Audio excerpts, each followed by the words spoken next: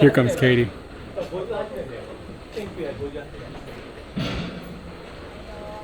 I love just YOLOing things and then finding shit like this. In this episode, we find a mystery. This is a mystery. Walk up a hill and boop the snoot. Boop the snoot! Oh, you got rowdy on me. Doesn't want me to boop the snoot. We started day 3 in Fukushima, and the plan was to go to a bakery, but the bakery is not accessible to us because it was on a highway, and you had to pay a toll to get on the highway to get to the bakery. I know it sounds weird, but it's at like a rest stop. So we abandoned that, and we had come over to a little town that was near where we stayed last night, and there is this cute little cafe that we managed to come across. It's got this retro vibe with like a record with wax is playing, that kind of vibe. It feels a little quirky in here, but kind of cool, and it's a very small little town. We've got a couple of things here. I got a wiener coffee first off, which is like my jam, and also like, are you seeing this cup? It's amazing looking. It's a good wiener. And a sandwich, and we also got a little pancake here. I'm gonna bust into the sandwich first. She said, be careful, it's hot inside. These are the types of things that are fairly common that you'd see at a little cafe like this, like a hot sandwich, a toast set, pancakes. It's all like kind of standard fare for a classic little kisaten like this. Just qualifies as kisaten exactly. It's somewhere in between restaurant and kisaten. I don't know. It's weird because like you're seeing where we're sitting. Like this is strange. For a restaurant back in the day, you would cook like a fish on a stick in the thing. So it's just changed it into a totally different vibe. Anyway, sandwich time.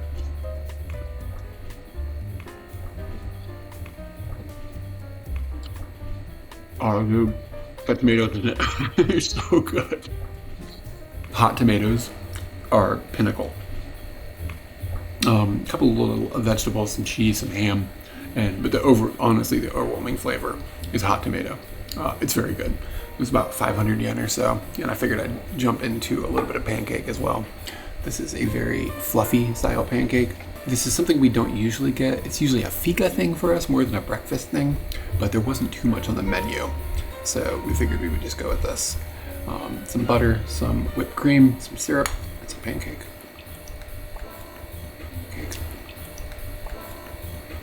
I don't think that's butter. Is it custard? On the top? Yeah. I think it's butter. Okay, yeah, it's melting. Yeah.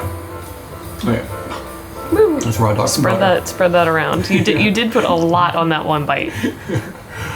Don't spread the whip. You spread the. Oh my God, you're bad at a pancake. So the pancake itself melts when you put it in your mouth. It's not like an American pancake, which is a little thicker and like has more girth to it. When you put this in your mouth, it's like if you drop cotton candy in water almost. Not quite to that degree, but it's sort of like that. You know that raccoon that's like trying to get the cotton candy and he's like, oh no. It's sort of like that, but in your mouth with a pancake. It's good. This lady's doing good stuff up in this teeny little town. We've come out to Inawashiro, which is the biggest lake in all of Tohoku. And that makes it the 4th biggest lake in all of Japan. It's a big boy. Eric really loves coming to lakes. He's always like, we gotta go down to the water. Katie, when are we going to a lake? You said that like on day 1, and then I never took you to a lake, and then I teased you on day 2, we're going to a lake, and then we never went to a lake. And then this morning, he woke up and he knew we're going to a lake, and I was like, yeah, we're going to a lake. And we're at the biggest one here in Tohoku. You happy? I'm pretty happy. Yeah, all right. That's pretty good, is it? I came down here because I wanted to see this double turtle action on this boat behind me. It's really, really cute, and usually you get the big swan boats. I like that they have the big swan boat next to it because it shows you like what you normally see, or you'll see like a castle boat. They'll have like a castle boat out in Yamanaka-ko, and that actually segues really, really well to the 1,000 yen. Is it Yamanaka-ko?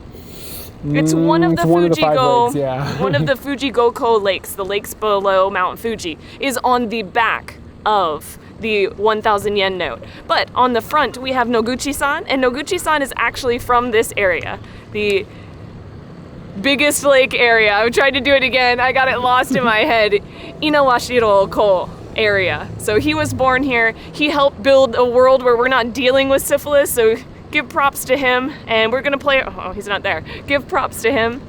We are going to play around in this area today and see what there is to see, I guess. We don't have plans from here. That's what I'm saying. I have plans. You have plans. This is his first plan. So we're not geniuses. We don't know off the top of our head that Noguchi-san is from this area. But the man that checked us out at our hotel this morning, he's a really sweet older guy. He went in the back to get us our change, and he had to give us back 3,000 yen and some change. And he made sure to bring us one of the bills with Noguchi-san on it, because he wanted to explain to us, oh, he's from this area. And the newer 1,000 yen bills don't have him on them anymore. There's a different dude on them. So he was specifically making sure to share the story. He could share the story with us. It's really cute. He was a really awesome old dude. We drove about a half an hour, a little under a half an hour from our breakfast and our turtle situation, and we've landed in like some sort of tourist area. This is all Eric at this point. I have no idea where we are, and we've been blasted into this situation where you can get free parking, but this man has to give you a speech about it, and like one dude spits in your face while he's trying to tell you where to park, and it was an intense Chushajo parking area interesting thing, and then you go and get ushered into an omiyage shop, like a souvenir shop, and the lady inside wants to tell you about everything that's not inside the shop. She wants to tell you about all the things outside the shop, and they're very interesting, and you should go and see all of them. We have been inundated with friendliness. Intense friendliness. What are we doing here? I don't know. What? Let's ride on the escalator thing. Okay, apparently there's an escalator that goes up a mountain. Here we go. Did you get a ticket? Got a ticket. So it's like 250 yen per person to ride the escalator versus the Hontoni Taihen Kaidan. The Hontoni Taihen Kaidan. I'm good on that. And it's so in the sun. All those stairs are in the sun. You gotta put your ticket in the box. Irete kudasai.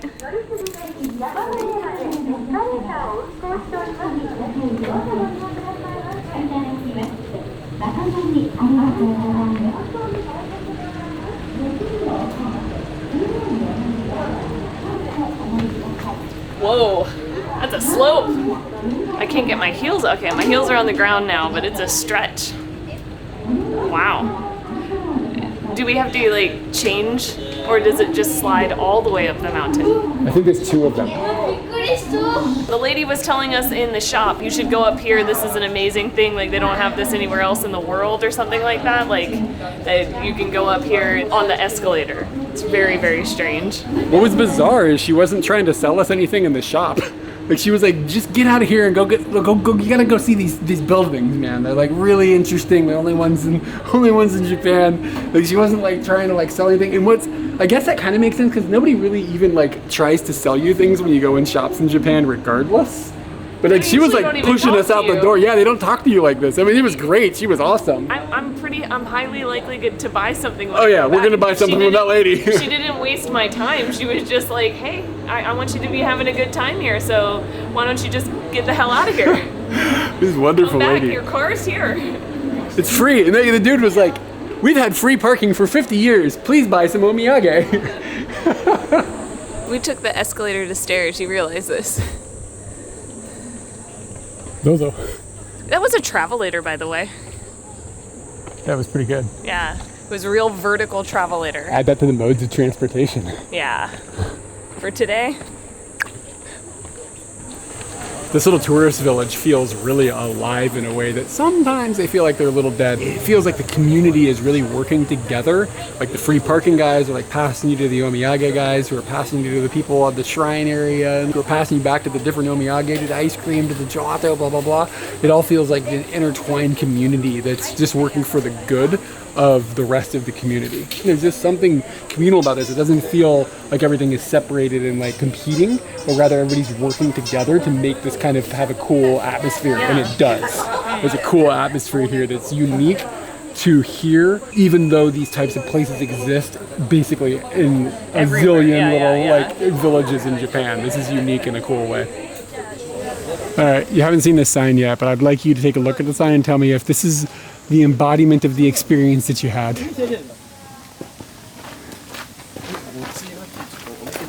You know, I did see the sign, and I was just like, I don't know what they're talking about. This definitely... I mean, wonderment was definitely part of it, but like, cheering wonderment? Probably not. How about cheering that you weren't this fella? And then the running. I don't understand the running and well, a little bit of sweating. Yeah, they're going up those heavy ass stairs, the Sugoku Taihen Kaiden. Yeah. But like, they really look like they're doing it with speed. Yukuri onegai shimasu.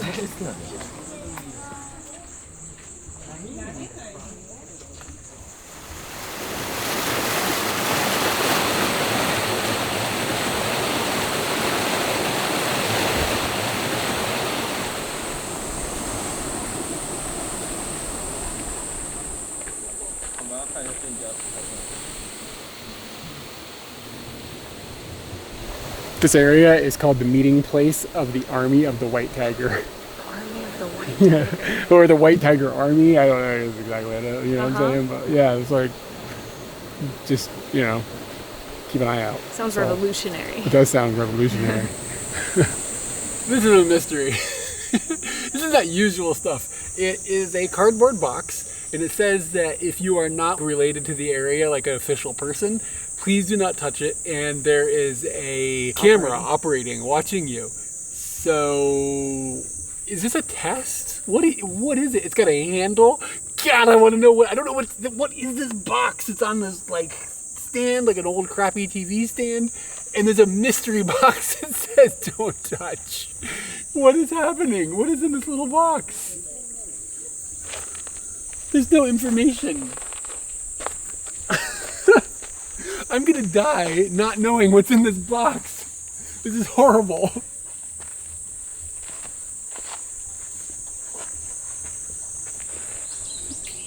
Okay, so we're filming the video of the box. Mysteries abound. I walk away, I turn around, I see you talking to a man. What happened? A guy comes up to me in English. He goes, "Hello, where are you from?" And his English was katakana English, right? Which is fine, but whatever. And I was like, "America."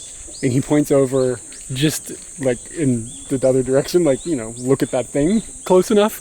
And he's like, "Nazi memorial." It's like, again, the way he pronounced it, like with heavy katakana, I was like, "What?" And he showed me on his phone, like he had translated it before he came up to me to say like what it was. And he showed it to me as like on his phone, like the Google Translate, like Nazi memorial. I was like, okay.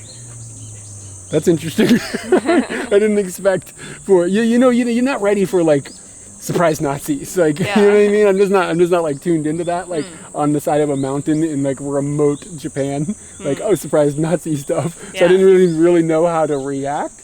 But apparently a dude from Germany visited here in the 1930s, and they have got some of his symbolisms up on the side of this hill. So now I don't know if I want to know what's inside of that box. So the Nazi that they speak of here, von Etzdorf, he was a Nazi at the time, this 1934-1935 situation, but in 1939 and probably prior to that, he decided that he was going to join the resistance and even embarked upon a plot to murder Hitler. That got foiled because a prior plot made it so he couldn't get his hands on the explosives that he wanted to blow him up with. That was 1939 when they plotted that. If this guy's dream had come true, history would be a lot different. Eric just taught me that this memorial or this statue here, you stand on the head of a turtle or something like it. Did it say what kind of beast I'm on? I don't know. Okay. And it eats all of your nightmares. And then you can turn this wheel and it plays a sound to soothe those in the underground. This is a very weird monument. It hurts the ears of those above ground. I love just YOLOing things and then finding shit like this. The sequence of the day has rolled us into this pagoda-esque structure that you get to go up inside of. That's a spiral? It's a spiral, and apparently it's the only structure in all of Japan that's built like this.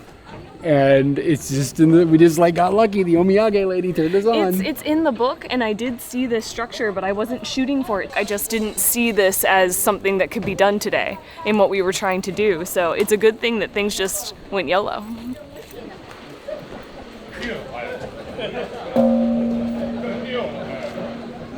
As I just said to you a second ago, this is beyond cool.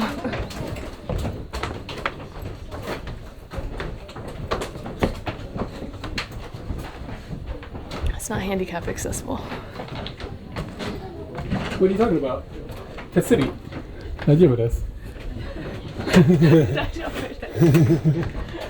It's got an interesting, like, clean wood smell. Like, the wood actually still smells kind of fresh, and I think this has been here for quite some time.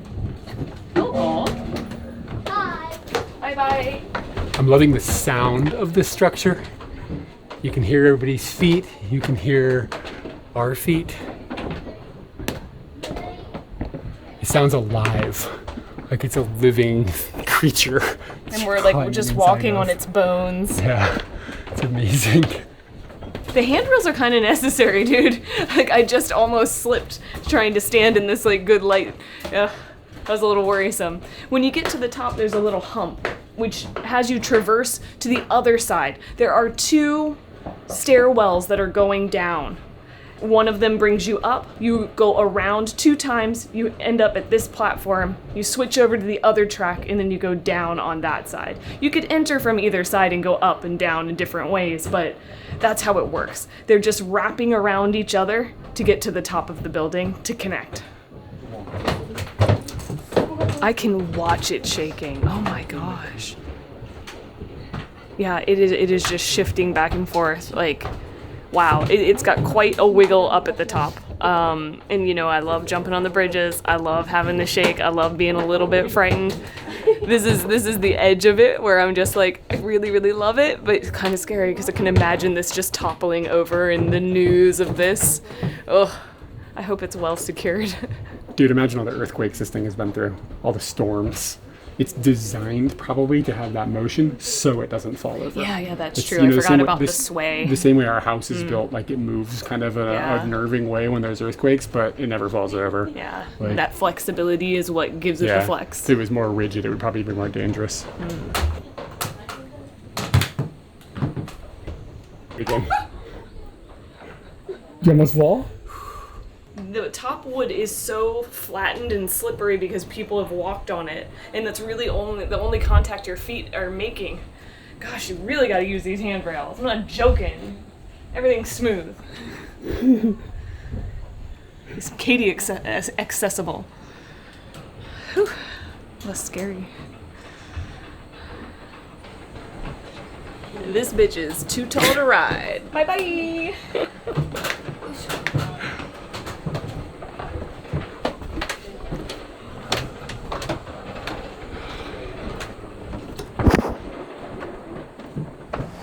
Because we ended up parking at the free parking lot and walking through a bunch of shops to get to the entrance up to the hill, we didn't get the history lesson of this sign with the main entrance. Apparently this is a memorial and gravesite of some teenage soldiers that in the 1800s were involved in a war and ended up killing themselves up on the hill. And that is why there are people up there laying like incense to burn and stuff, like a memorial of those teenagers. And sometimes it's hard to tell when you're inside of it, like, am I just at a normal graveyard or is this one like got some sort of special history to it? And this one definitely has a special history to it. I don't know anything about the Boshin War, but it seems like it was somewhat grim. On our first day in Fukushima, we went somewhere and we got cream box. You can actually get the spread that goes on top of it. It's like a thick pudding type, creamy, vanilla adjacent thing that you can put on top of bread. We found it here almost on the other side of the prefecture, kind of. We're not close to where we were before, but they're selling that spread. The real reason that I came over here, after all of that cool stuff that we just did, was this guy. This is what we were coming to see over at this little train station. It's kind of nearby where we ended up doing all that adventuring. And this is in Akabeko. And in Tohokuben, the pronunciation or the linguistical stylings that they use in northern Japan, they call cows, which is normally ushi, beko. And aka means red. So they've got these red cow toys, is how it's been explained to us, that have hundreds and hundreds of years of history. They used to be made of wood. They're usually kind of small, not this big. And then they get covered with paper. And now they're sort of made with like a paper mache process. And you can paint them as an experience similar to what I did yesterday with the wooden doll. But I didn't want to do another painting thing. So I kind of was like, we won't do that. I wanted to, but I didn't want to like make a video about another painting thing. So anyways, I found out that you can come over here and you can see a nice big one. There's a button here I'm excited to push, and just kind of let you hang on that for a minute. Generally speaking, when you Boop the snoot. when you boop the snoot makes the head bobble, okay? And not only do they make these in red, they also make them in a whole bunch of different varieties and flavors. There's the sakura one, and there was one that was like a ramen one, and there's one that's a soskatsu one, and they get styled in a lot of different ways. So it's not just red, but it's turned into sort of like a maybe a promotional item for different things that are from this region. Anyways, let's push the button. Push the button. こんにちは。僕、アトベルだよ。アイスを楽しんでね。ここでこーっと聞いてみる？こことこアイスはいいとこだって。So basically said, like, welcome to the town that you're in. I don't remember the name of the town, but it said the name of the town.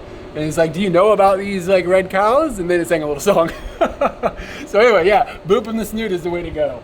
So in other news, I ended up buying one of these, kind of like a nicer one, like not nicer than this, but like not a little cheap little like $1 ones. I got one that's like kind of substantial because I want to put it on my desk and boop the snoot all the time. Just like something about it is really, really rewarding. This one is really good for how big it is. I didn't think it was actually going to move. So anyway, today's going great. こんにちは。僕、アトベルだよ。 On our first day in Fukushima, we went to a gyoza restaurant, which gyoza is like super big thing in Fukushima-shi, and we waited for 2 hours for that gyoza. Right now, you've put us in a line that's going to take an hour to get a burger. Is the burger going to be worth it? We determined that gyoza is probably never worth a 2-hour wait. How long of a wait is a burger worth? The problem is this sound. It's an emergency that we figure out the answer to this question. The problem is that the hour is in this weird little awkward time where if we go and we try to find something else within an hour, then by the time we're eating, it would have been the same time as the burger. But the gyoza is an additional hour. You could have gone and found something else and been eating within an hour, but by the time we move the car and find a place and punch in the Navi and fight with the Navi and then figure out where the place is and park the car and get out and order the food and blah, blah, blah, blah, we may as well have just waited for the burger. That's my argument. Or we can go somewhere else and get gyoza. Immediately? Because that's basically how gyoza is going to work from now on. If you're not giving it to me immediately, I don't know if I'm going to be eating it. You want to go spoil our appetite? With what? Dorayaki? Yeah. Okay. Dorayaki wa beko no katachi desu ka? Yeah. Nama cream. Nama cream wa katachi janai.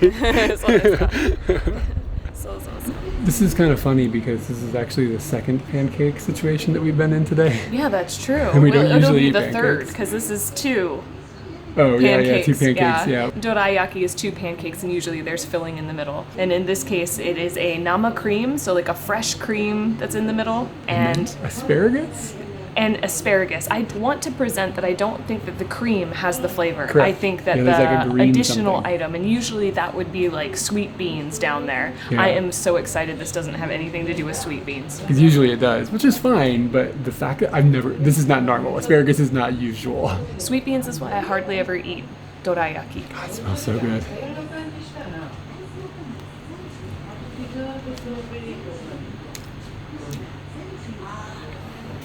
The cream is the overwhelming flavor. Do you even detect the asparagus? It's like, I guess it's in there a little bit.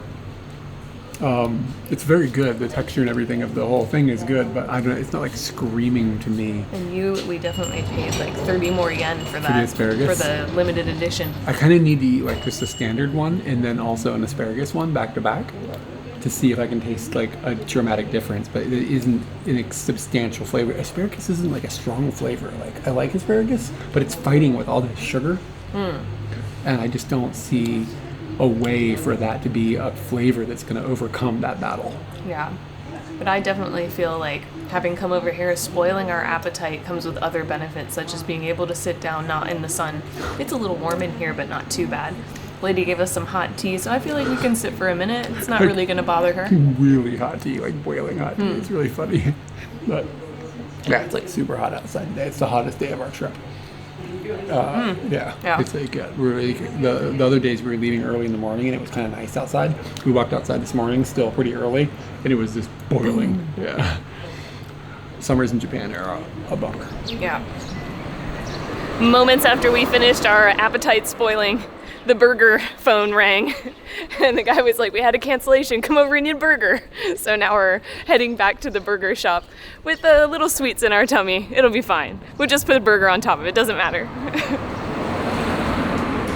All right guys, it's burger time.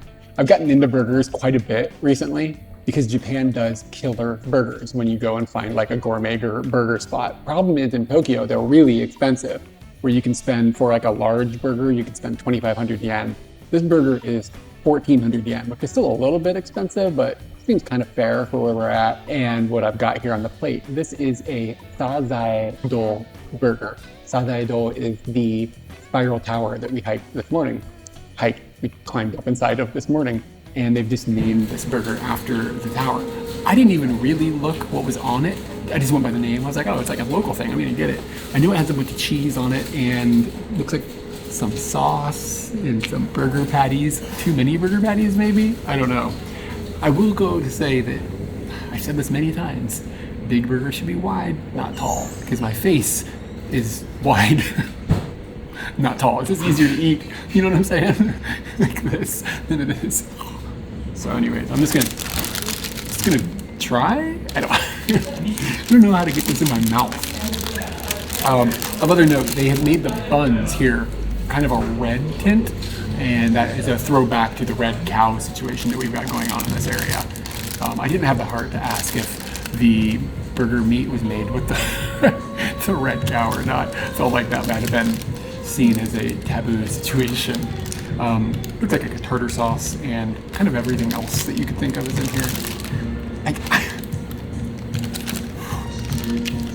I really don't even know what to do.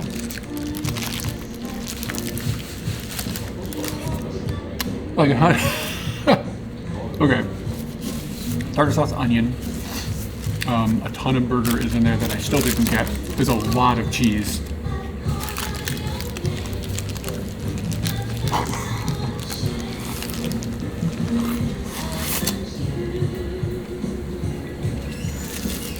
I found egg.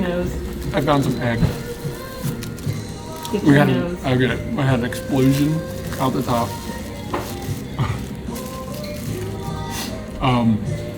It's very good. It's just like ridiculous that you need to take a shower after you eat a burger. I don't know how to do this in a way that is like efficient. I've got tomato and just like a gigantic mess of burger volcano. I'm gonna cut it up. I'm gonna eat it with a knife and fork like an animal, or like not an animal, like a civilized creature. This is animalistic right here. We went to a lake this morning, and that was Inawashiro Ko. And inside that lake, this fish existed in the recent past, and now it's on my plate. So it's kind of like a specialty of the area. I am not going to go the route that Eric went and get... It landed in my purse. Totally gonna eat it. I just want to try the tartar sauce and the fish. Like white fish? Mm-hmm. It's a white fish. It's like a fish stick, the best fish stick you ever. That was really cheap too. It was like 600 yen. This is 650 yen. That's crazy cheap for a burger. And I realize I'm getting a fish burger at a burger joint. I think I've won this one. I've been like craving tartar sauce because we've been talking about it for days for some reason. Like the first time we encountered chicken nanban, which has a tartar sauce on it, and now I'm getting my heaven. And I will also be using the knife and fork, which they did not equip us with. This is very, very good ingredients, but I don't know if it counts as a burger once you have to cut it up to get it in your face. I'm watching another guy eat one of these tall things though, and he's kind of going in from the top and just going downward, like burrowing through the top of it, and it seems to be working. He doesn't have quite as much crap all over his face. However, this has been pretty fun because I keep finding things that I didn't expect to find, and the main thing that has been exciting is there's renkon in this, which is like lotus root, and that's always a treat to find. It doesn't have a lot of flavor, but it's got a really fun crunch that still stays crunchy even with the wetness of all the sauce and everything else that's going on around it. So even as you're digging through a bit of sog, you're getting to have a little bit of fun texture. The buns are a specific standout as well here. The texture is good. It's like a good bread that they've used. I don't know if they're making that in-house or if they're sourcing it from someplace else around here, but they've done a good job with the buns. Again, I feel like they've really done a good job with all of the ingredients, but the experience is just, it's just difficult. That's all. It's difficult. It's kind of frustrating, to be honest. We're driving our way back eastward because we're going to drop off the car in a couple of hours. And on the way over this mountain pass that goes back over the big lake that we were at this morning, you have a view of the mountains that surround us. And in the distance, there are some mountains that appear to have snow on them, which is, I'm having a hard time comprehending this. It's July in Japan. The humidity level is like 95 right now, and I don't know, it feels like it's probably 35 at least where I'm standing. So to think that someplace that I can see has still got snow on it is hard to believe. It's making me wonder, is it something else that looks like snow? Like, is it some sort of like weird sulfur or something?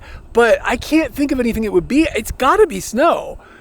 I don't know if it's still in Fukushima though. It's quite far. Like, part of me was like, maybe we should drive over there and see. We didn't really have time, but I was like, maybe we should just abandon the whole day and drive until we can make a snowball. But I don't think it's worth the trouble. I think it's better to just leave it to be a mystery.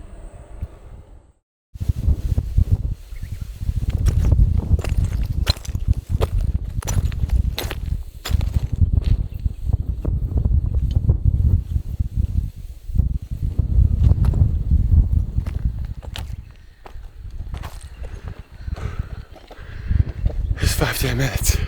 It's about 5-10 minutes. I think I can see the end.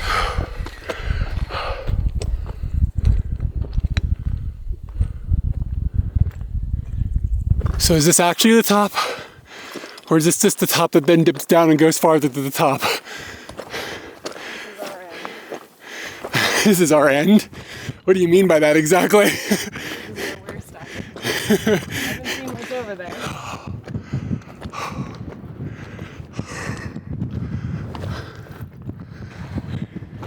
Oh, there you go. You can head over to that one.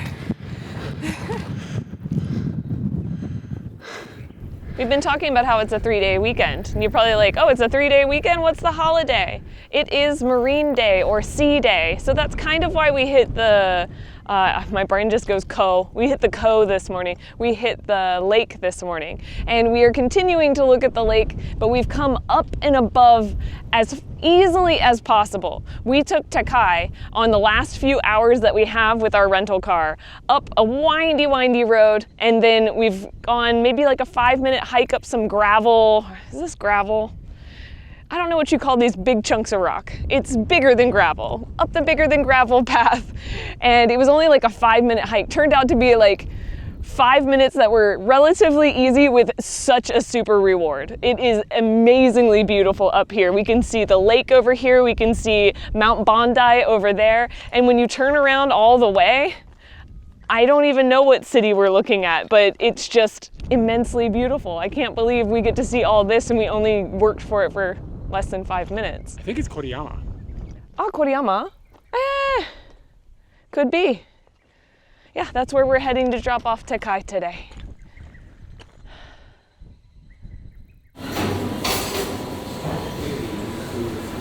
This is probably one of my least favorite looking parfaits ever. Fruit parfait does not excite me at all. What a lovely introduction to this peach parfait. Are you gonna put in the thing where I was like, this is the worst? Are you gonna have that in there? Because if you are, I'm just gonna explain. So, Fukushima is known for its peaches, and it is peach season, so we can't leave this area without having peaches and enjoying it when it's at its peak. And I have to say that fruit parfaits are not what I go for. I like an ice cream and chocolate parfait. I need that kind of decadence. To me, this just looks like Eric Stuffs. This looks amazing. I know, he's like probably freaking out over there. It's got amazing fruit on top. It's got jelly inside. I am sure that he thinks that looks amazing, and I'm like, that looks like garbage. That's just wasted space in this parfait. But I know it's going to be delicious and wonderful, and I'm going to eat my words of how terrible, or I know it's not going to be terrible. It's just not going to hit that sweet spot that I'm looking to hit. This is scary.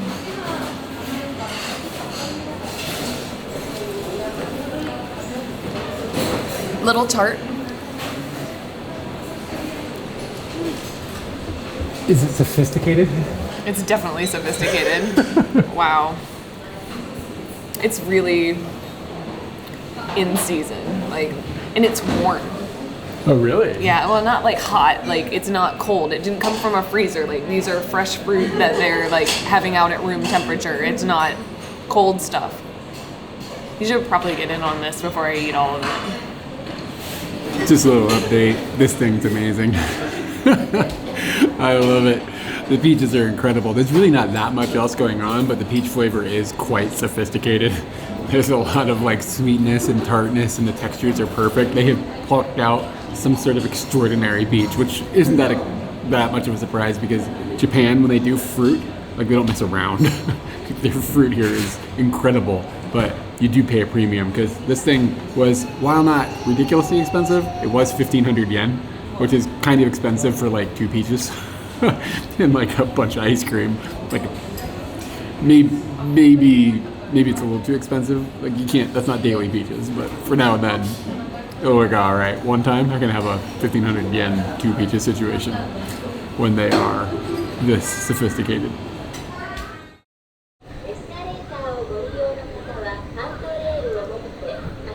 Can you actually see the rainbow? Yeah. So on that sweet note, we had some peaches, and then a rainstorm seems to be descending upon us right now, but showing us a beautiful rainbow as we depart Fukushima in a very complicated way. Hopping on the Shinkansen. We expected to take the bus back, but now we're getting last minute Shinkansen, 3-day weekend standing room only tickets back to the city. Fukushima, what do you got? Dragonflies. Yeah. And the cave, yeah. We're just recapping now? I'm just thinking, why do you think I wanted to say my thoughts, so I asked you yours, me. so I could then, Better than expected is my answer for sure. I thought it was awesome. I had a really good time. I thought there was a lot of really cool stuff, and I really liked how there's mountain ranges with wide valleys in between them where there's farming, and then another mountain range and wide valleys, and it's very dynamic in that sense. And the thing I'm most happy about is when I think of the word Fukushima now, I don't think of the disaster. That's something that happened here for sure, and it shouldn't be forgotten, but that's not the only thing in my head. It was here before, and it's going to be here after. That was just a moment in time, and it was a time that definitely they had to live through. But yeah, it is a very cool place, and I would definitely come back. We already have a list of things to do when we come back, more caving. Yeah. And there was another thing that I can't remember. Drive and find that snow on that mountain. Drive and find the snow on the mountain, and we also want to go to another lake. Yeah. So, yeah. Lots more to do in Fukushima. But I'm just happy that I don't feel like I have this doomsday word in my head just for this entire prefecture, because it's so much more than that. And I don't know, I just thought it was awesome. We came here on a total whim. When whims work out like this, this morning the whole thing was a whim, and we found that cool thing that we got to go up and I love whims, dude. We gotta YOLO more often. As we YOLO our way back onto this train. With everyone this YOLO right now.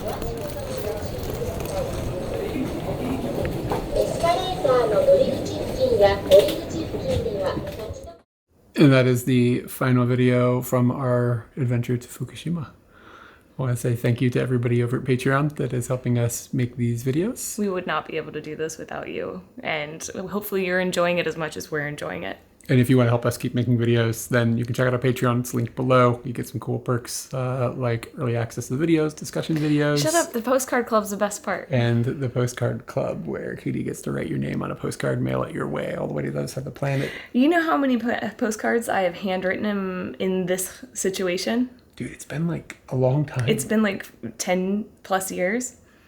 A lot. You should just like throw a number out. Do you know? Yeah. Do you know? Yeah, I keep track of it. I have a spreadsheet. I don't really. I'm over 6,500. Over 6,500. I was really hoping it was closer to 10,000, but you know. Have you memorized addresses? No. So it's inappropriate. It just goes in and straight out your Yes. brain, even though you've written them like many times. I remember like interesting names. Kinmuk.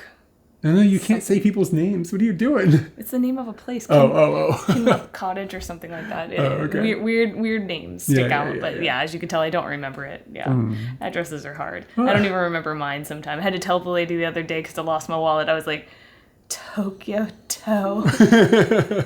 Ajachigawa. I won't go any farther than that. I'm not going to dox myself.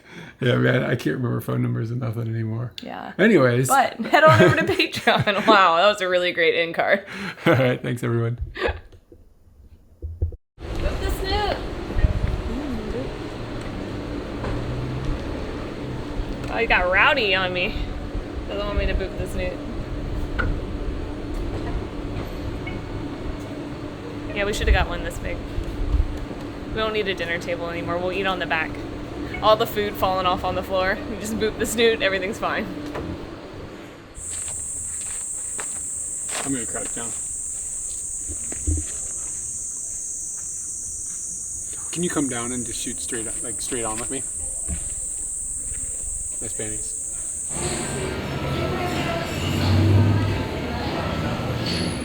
Inawashiro ko. Chol? Chol? This might have been one of the most easy and rewarding climbs. You can paint them as an experience. Guy's singing a song.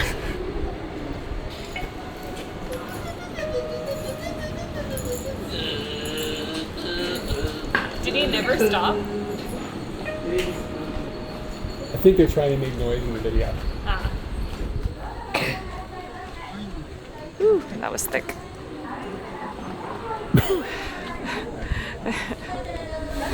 How many butts do you have? 2. He makes cookies. There's poop. We're driving our way back eastward. Westward? Eastward? What's soft gelato? Is that like a different kind of... 'Cause you got ice cream, you got soft cream, you got gelato. What is soft gelato? Is it different? It looks different. I've started just repeating everything you say.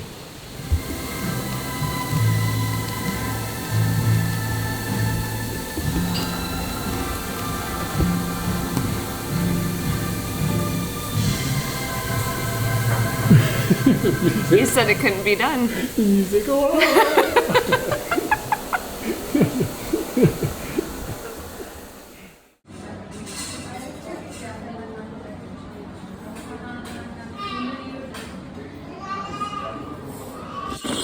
It's a miracle we got a seat. Today we can be damned. We are seated on the clouds and about to blow past this joint. Speaking of blowing past you, I can see this end card is dope.